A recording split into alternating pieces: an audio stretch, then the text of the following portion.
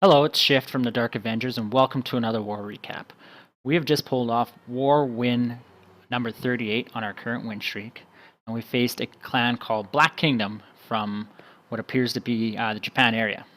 This clan, at first glance, did not look to be too challenging. However, the war itself ended up being a lot more challenging than we had expected.